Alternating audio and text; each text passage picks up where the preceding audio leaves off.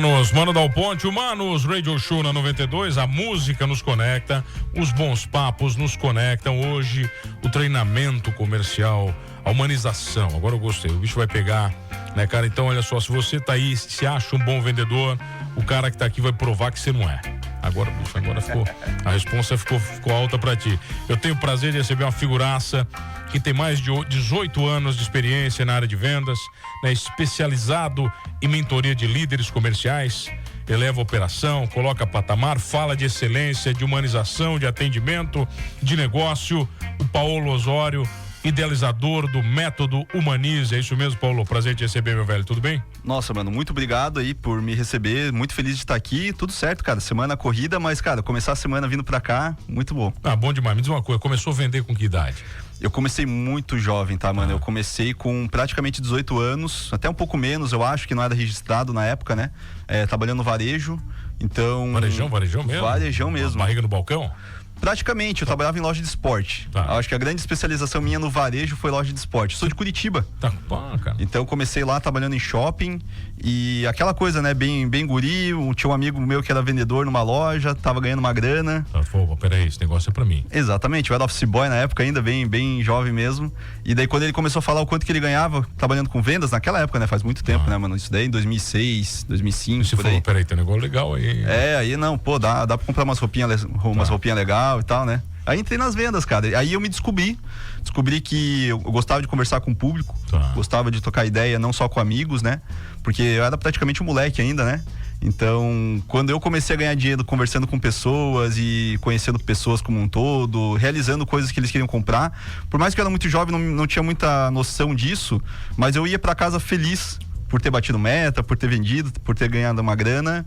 E, cara, eu não consegui mais sair do mundo de vendas. Até tentei, mas não consegui sair do mundo Paulo, de vendas. por que muitos vendedores não se orgulham de dizer que são vendedores? Mano, é um assunto delicado, cara, porque assim, nem a nossa própria sociedade, a nossa cultura, mundialmente falando até, nos ajuda com a carreira de vendas. E eu vou te dar um exemplo bem básico, assim. Quando a gente fala sobre um filme de vendas, algo que o pessoal lembra, assim, um filme de um vendedor e tal, geralmente é o papel de um pilantra, cara. Geralmente é o vendedor de carro norte-americano, é aquele cara o Lobo de Wall Street, aquela coisa ali. Exatamente. Tá, entendi. Aí você pega o filme Lobo de Wall Street, cara, o autor, até li livro dele, fiz curso dele, que é o Jordan Belfort, o cara é extraordinário. Porém, a galera popularmente conhece ele pelas trambicagens que ele fez na época do que ele era o Lobo, né? E daí você pega também outros negócios ali, a Fome do Poder, que é a história do cara do McDonald's. Putz, o cara também deu uma enganada em todo mundo. Então o que acontece? Se popularmente já não tem uma visão muito boa da carreira de vendas, os vendedores por si só, se eles não trabalham um lado mais humanizado, um lado um pouco mais empático, aliás, muito mais empático, eu acredito que já não ajuda, porque todo mundo já foi mal atendido alguma vez. E a gente lembra muito mais de uma má experiência de atendimento do que uma boa experiência, porque uma boa experiência é o mínimo que o consumidor espera quando vai ser atendido numa empresa, né? Então, cara, é difícil, só que eu acredito numa carreira a longo prazo. Quando você tem clientes que estão felizes com o teu serviço, com o teu produto, a tua empresa tem um diferencial de atendimento, chega um ponto que as pessoas dão preferência pela tua empresa simplesmente pelo fato de que elas não vão ser maltratadas. Você está falando de bom atendimento? Eu lembro de uma experiência, cara, há muito tempo, sei lá, eu tinha acho que 22, 21 anos. Faz uns 5 anos então. Uns 5 anos só. Lançaram um grande carro em Floripa, tal, na época, um grande lançamento de uma montadora, eu fui ver o carro. O cara queria ver, tal. Cheguei lá olhando pro carro, tal, gurizão. Sim. Aí veio a vendedora. Gostou do carro? Eu falei assim, não tem como não gostar. Imagina. Ela assim, quer ver? Aí eu assim, não, o carro não é pra mim. Ela disse, não é pra ti hoje, mas pode ser amanhã. Vem cá, eu vou te mostrar o carro com o maior prazer. Que demais. Cara, ela fez um atendimento pra mim. Aí eu cheguei em casa falando pra quem? Falando pro pai, falando pros meus tios. Perfeito. O carro não era pra mim, mas poderia ser pro meu pai, você entende? Exatamente. Eu fiz uma propaganda dela fodida, velho. Que o que acontece, mano, tem muita gente que trabalha com vendas, eu tô falando isso de vendedor, vendedora, gerentes, diretores, supervisores como um todo. Eles não conseguem ter a visão, muitos não conseguem ter a visão da venda a longo prazo. E é exatamente isso que ela fez com você, né? eles pensam muito no momento. Essa pessoa não entrou agora para comprar, mas ela esquece que essa pessoa, ela vive no seu próprio mundo, de muitas pessoas em volta, que tem capacidade financeira diferente, estão em momentos diferentes. Então, se essa pessoa lembra do atendimento e lembra dessa boa experiência, ela vira um vendedor externo para você. Quando eu falo sobre o método Humanize, que é esse método de atendimento humanizado, um dos fatores principais é que os teus clientes que não compram com você naquele momento, eles viram teus vendedores externos, porque eles ficam falando para mais pessoas, e é exatamente o que aconteceu nesse teu caso, né? Eu lembro acho que um podcast com o Ciro Bottini, cara. Ele fala exclusivamente sobre o orgulho que ele tem de ser um vendedor. Sim. Ele fala muito sobre isso. Ele diz, minha profissão é vendedor, cara. Sabe que o pessoal às vezes não se liga, mano? Eu acho que eu falo bastante sobre isso em treinamentos como um todo, assim, é que as empresas estão em volta do setor de vendas, né? O setor de vendas é o pulmão, o coração da empresa. Muita gente fala pulmão, coração, beleza, de cada um com o seu ponto de vista. Só que todos os dias estamos vendendo. Se você pode não ter a carreira de vendedor, mas você está vendendo a tua imagem, você está vendendo a tua ideia, você está vendendo teus projetos, você está se vendendo como um todo, né? E quando você estuda estratégia de venda, gatilhos de persuasão, que a gente pode tentar nesses tópicos também, a gente acaba usando isso pro bem também em outras questões da nossa vida, na nossa vida pessoal, numa conversa que às vezes pode ser um conflito, a gente consegue remanejar o assunto para que não vire um conflito. Tudo isso a gente aprende com estratégia de venda. Tá, me diz uma coisa, onde é que entra a motivação no meio dessa história, cara? Que eu odeio essa palavra. Cara, esse negócio de ficar botando o nariz de palhaço e motivando o time, pra mim não é isso. Pra mim não dá, não sei o que se considera isso aí, cara. Mano, eu também não sou muito a favor nessa palavra de motivação no lado muito coach popular, assim, sabe? Que é aquela coisa, assim, de que achar que todo mundo se move pela mesma ação, né? Pelo mesmo desejo, né? Eu não curto muito isso, já trabalhei em algumas equipes, aliás, boas equipes de vendas, fazendo a gestão, sendo líder deles. E eu acredito que o caminho da motivação é mais você conhecendo cada um que trabalha com você. Quando você coloca a tua energia e o teu tempo para conhecer o teu time, conhecer o propósito pessoal da vida deles, profissional, o que deixa eles felizes, por que eles fazem o que fazem, por que eles estão trabalhando numa empresa, por que eles escolheram a carreira de vendas. Às vezes eles ainda não têm noção do que eles querem pro futuro, mas quando você começa a acompanhar um pouco mais e entender o que eles gostam, você consegue entender o motivo para ação de cada um, que é essa coisa bem clichê que todo mundo fala, né? Motivação é um motivo para ação, né? Mas se você analisa de uma maneira mais pessoal cada um deles, você vê que cada um deles tem um propósito, e talvez a tua equipe comercial, a maneira que você lida com as tuas metas, com tudo que você tem que fazer na tua equipe, pode ser o caminho para eles chegarem na realização deles pessoal também. Aí o que acontece? Eles se motivam. As coisas acontecem, né? Agora, se você acredita que todo mundo é movido só apenas a bater meta e ganhar dinheiro, muitas vezes as pessoas estão trabalhando no setor de vendas simplesmente pelo fato, porque é mais confortável por uma coisa que eles já têm de qualidade. Tem pessoas que já são comunicadoras naturais, só que elas não estão mega influenciadas por dinheiro. A maioria tá, né, mano? Acontece. Sim. Mas você entender que culturalmente elas são pessoas diferentes uma da outra, você acaba entendendo um pouco mais da motivação delas. Me diz uma coisa, cara, onde é que entra a negociação nessa história? Porque eu conheço ótimos vendedores, péssimos negociadores. eu conheço cara que vende muito bem. Agora, na hora de negociar, ele acaba com tudo. É que tem uma grande cilada, né, que as pessoas falam, mano, que assim, essa pessoa, ela fala demais, ela é uma pessoa bem extrovertida, comunicadora, ela vai ser uma boa negociadora. E isso é uma cilada mesmo, assim, porque o que acontece? Se essa pessoa não é bem treinada, ela não é bem direcionada, ela não entende de estratégia de venda, quando ela for negociar, ela só vai falar e ela não vai escutar. E outra coisa, existe uma coisa que é escutar e tem outra coisa que a gente chama de escutativa, né? Escutativa é eu estar realmente presente nesse momento, né? Quando você está me passando informação como cliente do que você deseja, qual que é a tua dor, qual que é o teu desejo, quando eu começo a analisar o teu emocional, começo a analisar você como pessoa, como cliente, potencial cliente, eu estou no meu momento de escutativa, eu estou 100% presente te ouvindo e sentindo as tuas emoções. E se eu estou só apenas te escutando, sem essa parte ativa, eu talvez estou te escutando pensando em outras coisas também. Então, por exemplo, hoje eu estou aqui conversando com você, eu estou trabalhando minha escutativa, eu estou analisando tudo que a gente pode ter de conversa boa, né? Eu não estou pensando nas minhas tarefas daqui a pouco, eu não estou pensando no trânsito, não estou pensando no Criciúma, não estou pensando em nada, porque eu estou trabalhando a minha escutativa. Então, tem muito vendedor que quando entra na negociação, ele não ativa essa escutativa e ele acaba sendo um péssimo negociador, porque ele só quer falar do seu produto, do seu serviço, né? Eu não sei você, né, Paulo, mas a maioria das grandes vendas que eu fiz, eu nem falei do meu produto. Perfeito. Cara, praticamente foram conversas sobre o mundo, sobre a vida, sobre tudo. O produto ficou para 5% da negociação. E também acontece uma coisa que é muito simples, sabe, mano? As pessoas compram daquelas pessoas que elas confiam.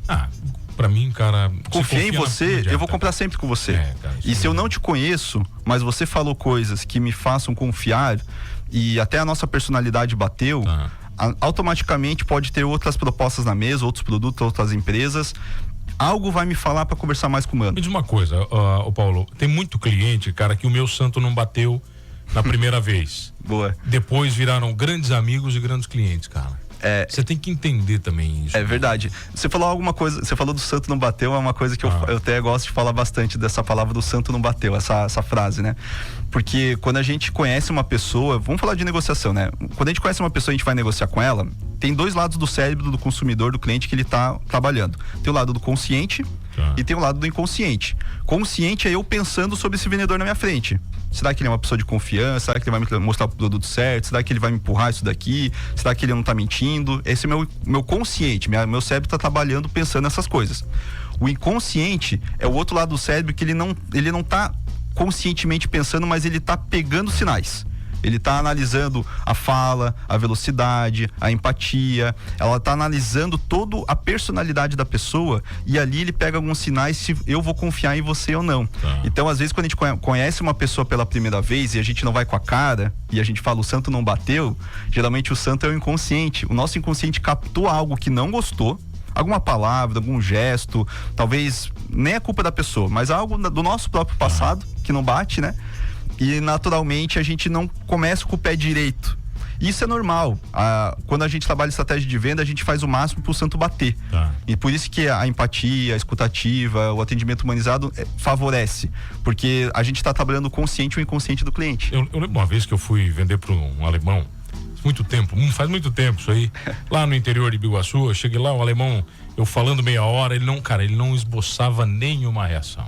Monossilábico. Ele não falava. Não falava nada. Aí eu olhei pro canto assim, o cara tinha uma miniatura de uma moto. Eu falei assim: tu gosta da moto tal? Na hora que eu falei, tu gosta da moto tal, Paulo, acabou, meu velho. Foi 3 horas falando de moto e no final ele falou assim: o que tu veio me vender mesmo? Eu falei: pô, cara, a venda tá feita. Tá feita. Só que você tem que mostrar interesse verdadeiro, né? E se você tivesse notado a moto antes, já tinha evitado meia hora de papo, né, cara? Mas eu acho que isso o vendedor tem que saber, né, cara? Ele tem que ler tudo, né? Tudo, pô. E isso é uma venda estratégica também, né? Porque tem a parte quando a gente aborda o cliente, tem a etapa do quebra-gelo, né? Que as pessoas acham que é papinho furado, mas na verdade o quebra-gelo, ele também pode ser uma estratégia de maior estudo. Se eu vou negociar com você e eu tenho tempo para me preparar, eu posso estudar mais a tua empresa, a tua personalidade, do que você faz, do que você gosta, do que você não gosta. Ô, Bruxo, uma passadinha no Instagram do cara. Perfeito, é isso aí. Você sabe o que o cara gosta e o que ele não gosta. Eu vou te dar um exemplo que me veio na cabeça agora. Eu trabalhava alguns anos atrás numa agência de marketing, na Blueberry Marketing, eu era diretor comercial lá. E a gente fazia reunião todo dia por videochamada com pessoas, empresas do Brasil inteiro.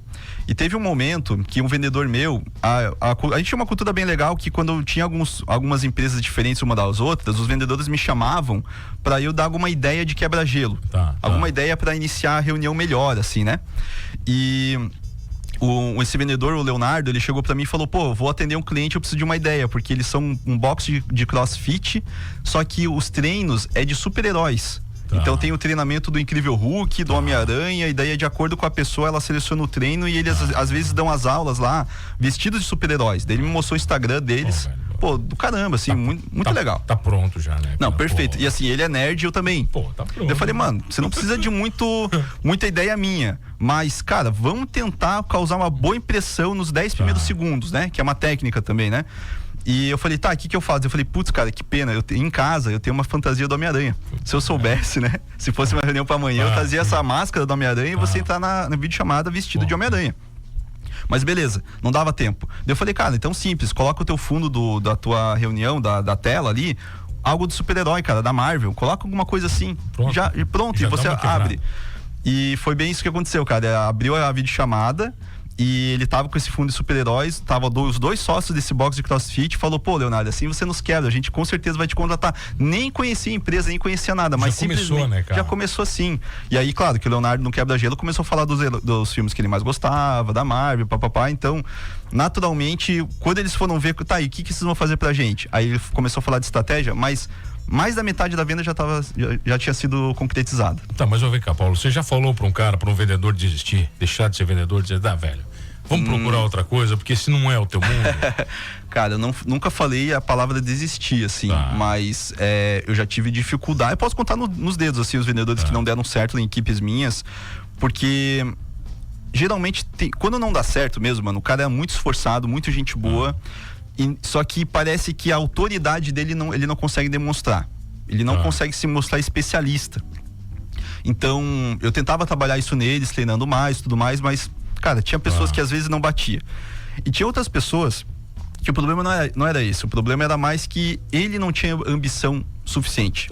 Ele não queria passar por problema, atender cliente chato, fazer o volume mínimo que tem que fazer por dia para chegar em meta. Mas é o básico. É o básico, né? Então, esses caras eu não falava para desistir, mas quando a gente não conseguia dar sequência no trabalho com eles, geralmente eles mesmos pediam para sair. Porque eu conseguia criar um ecossistema de uma equipe que queria crescer, queria bater meta e tudo mais, e essa pessoa não se sentia um peixinho fora d'água. Então ela mesmo saía. Agora, quando chegou o momento de eu ter que desligar, cara, ninguém ficava surpreso, porque a gente sempre teve reuniões semanais, eu sempre trazia dados, coisas para evoluir e tudo mais, me colocava à disposição para ajudar.